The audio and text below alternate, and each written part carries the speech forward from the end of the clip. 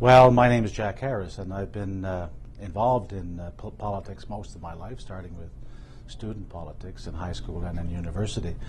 But I've practiced law for the last 30 years. I've been a member of Parliament starting in 1987. I was won the first time I ran. I was 38 years old, and spent a year and a half in Ottawa. Enjoyed the experience, but then lost in 1988 to a second majority Mulroney government. I was in a riding that had been conservative most of the time up until then, since Confederation. So after that, I went back to practicing law, and I ran provincially in 1990 and spent 16 years in the provincial legislature. I was a leader of the New Democratic Party for Newfoundland and Labrador for 14 of those years.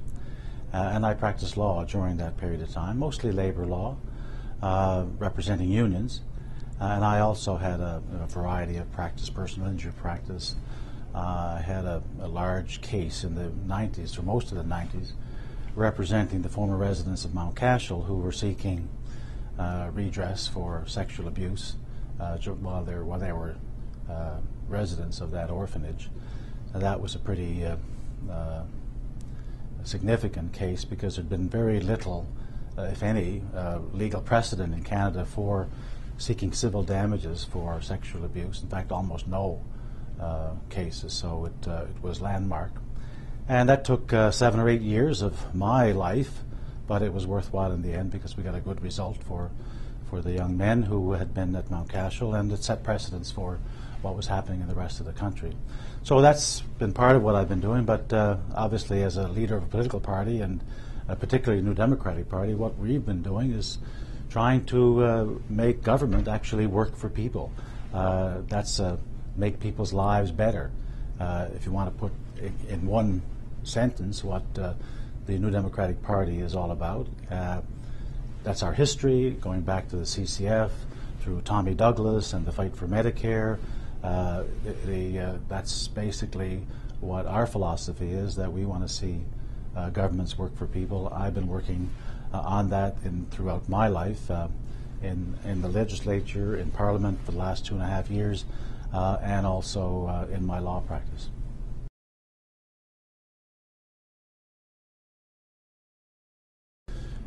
For the very same reason I just said, because I think politics is a means to make people's lives better. That it's idealistic, I suppose. But my philosophy is that you have to be idealistic, but you also have to be realistic. You have to use practical means of bringing those ideals into play, and that's been my thought for many years. But you see it echoed in our platform right now. It says, practical steps to make lives better for Canadians. That's what's in our platform. So it aligns perfectly with my philosophy of my role in the things that I do, try to make things practically better for people. And you can see that as a labor lawyer. I was working for unions, not for companies. Or for employers, but you're working to make people's working lives better through collective bargaining, through arbitration, through fighting for their rights. For example, the offshore oil workers. I was the lawyer representing them in their unionization drive and the challenges that we faced. The companies did not want to have unionized workers working in the offshore. So the union, the Communications, Energy and Paperworkers Union, they were organizing the offshore. The company put roadblocks in every way. My role was to assist them with overcoming the legal challenges that were faced, and helping to get organized the first offshore oil rigs to be organized in North America. So these are, getting involved in politics and getting involved in that sort of work kind of goes hand in hand. Being involved in politics is a practical way to try to achieve ideals. So that's why I'm involved, because I believe that if you feel you can do that and you can make a contribution, then you have an obligation to try at least.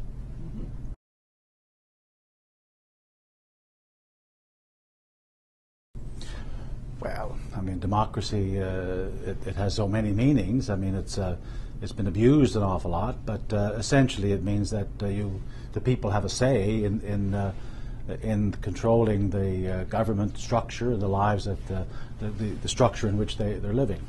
It's we have a problem with democracy in this country on a number of levels.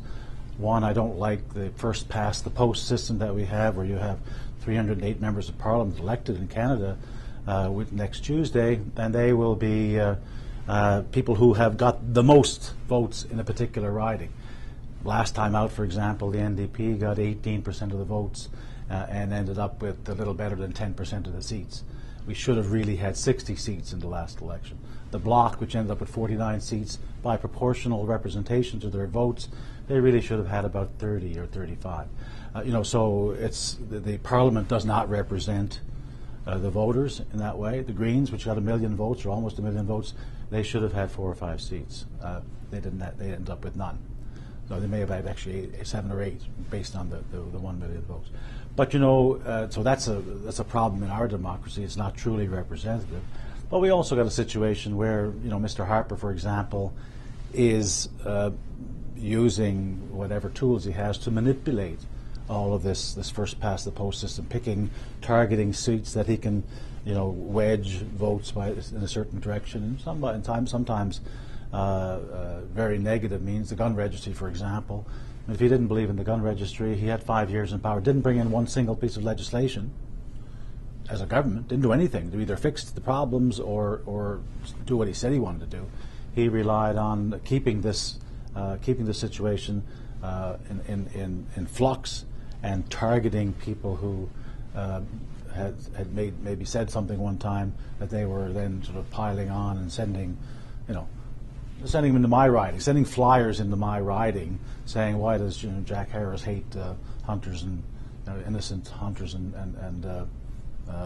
hunters and what else? I don't know. I guess hunters and farmers. I don't know what hunters and farmers in my riding are absolutely concerned about the gun registry. There may be a few, but they were trying to target everybody with that issue. They didn't really want to change it.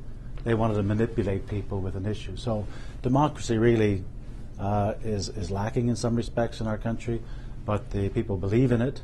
Unfortunately, there are a lot of people who choose not to vote in what we call a democracy, and yet in other countries, people are giving up their lives to try to have some control over the politics of their own country. So it's a real dynamic that's unhealthy, and I think that's got to change.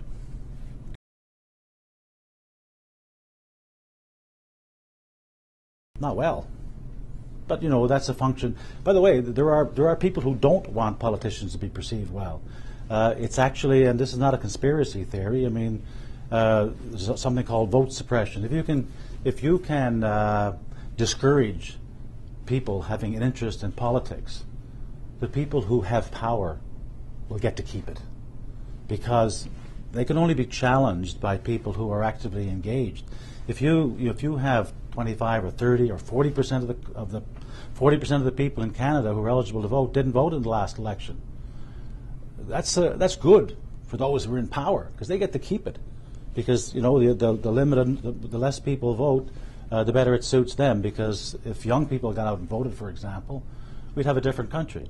And I think that's an issue for this election. I'm reading news this week and polls saying this is a lot of support for our party, for example. But it really depends whether these people get out and vote, because young people don't vote. And this is what pollsters are saying. I'm not saying that to any individual young person, but the numbers speak for themselves.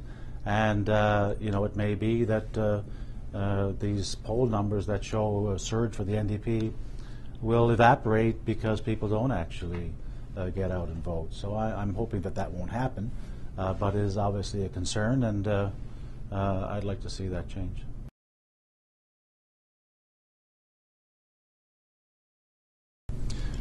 Well, I mean, I can't parse the Constitution in 25 words or less, but the federal government has to have a vision for all of Canada.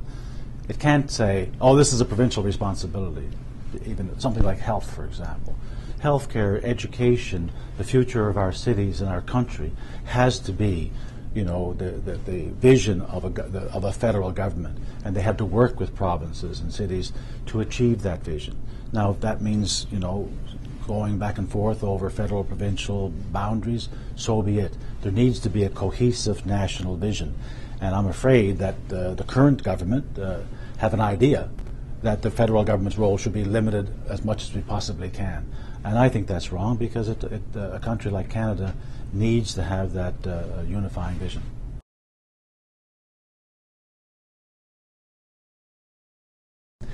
Well, multifaceted. I think an MP has a great opportunity to speak in Parliament, to act in a way, you know, to act on issues, to bring issues to the forefront. In your party, you have a role to help shape the approach your party is taking in Parliament, or in terms of policy. Individual MPs play different roles within Parliament. I happen to be on the Defence Committee, where I get to help shape defence policy, but also help bring ideas to the fore. Take search and rescue, for example, and the concerns we have in Newfoundland about the response times of our Canadian Forces Search and Rescue Service. That's something that I could take hold of, get that committee working on, bring the committee here, learn about it. There's many, many roles that you can take: speaking in Parliament, voting on issues, urging your party to take on a certain task, being the go-to person on a particular issue, being a champion of a particular idea. It's pretty open-ended and depends very much on the energy and the ideas and the challenges that an MP wants to take on, representing your people in your riding, representing your province, and representing the country.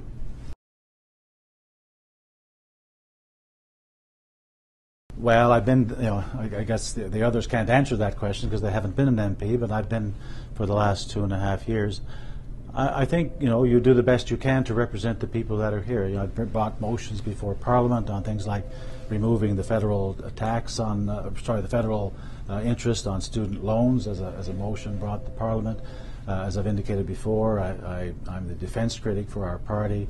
As a member of the Defence Committee, and prior to that, the Public Safety Committee, I've you know, been outspoken and active. I was one of the principal fighters for the Afghan detainee issue, bringing that to attention to Parliament, trying to get access to the documents, playing a role in what was a historic ruling of the Speaker, saying that Parliament actually had the right over the government to have access to these documents. The government could not keep these documents from members of Parliament, and we were successful in getting a good ruling from the government. So I've been able to assert myself in those ways. The search and rescue thing is a practical thing for my riding, but also working with the ministries of Minister of Fisheries to get small craft harbours fixed and repaired in Flat Rock, in Pooch Cove, in Balleen, in Torbay. This is part of the normal work of parliamentarians as well, and assisting constituents on an ongoing daily basis, personally and through our staff.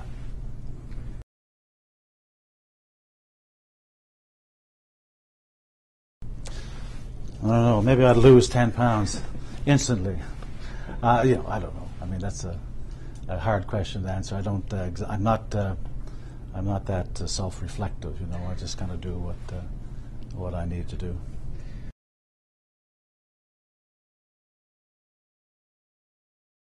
Political hero, I guess you'd have to say Tommy Douglas, the guy who you know, continues to inspire. You know, has a famous phrase, you know, "Courage, my friends, it's not too late to make a better world." And I think that's the rallying cry for New Democrats, that's what we're trying to do. It requires courage, it requires determination, but it requires vision as well, and experience doesn't hurt. And I think I've got the experience, and I've you know, determination is there, and I've been at this a while. I still want to try to achieve making a better world for our own people here in Newfoundland and Labrador, but also for Canada.